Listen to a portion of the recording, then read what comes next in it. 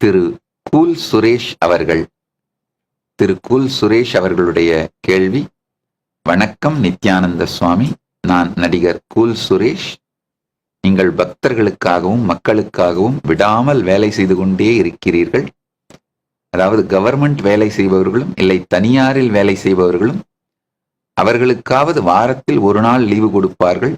ஆனால் நீங்கள் விடாமல் வேலை செய்து கொண்டே இருக்கிறீர்கள்.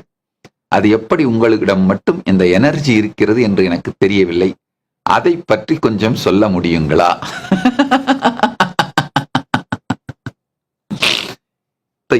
எனர்ஜி இது ஆக்சுவலா உங்களுடைய கேள்வி மட்டுமில்ல, பல பேருடைய கேள்வி.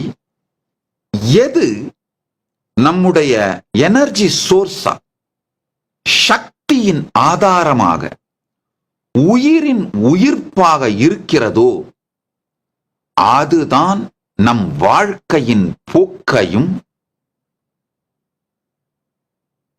முடிவையும் நம்முடைய வெற்றி தோல்விகளையும் நிர்ணயிக்கின்றது.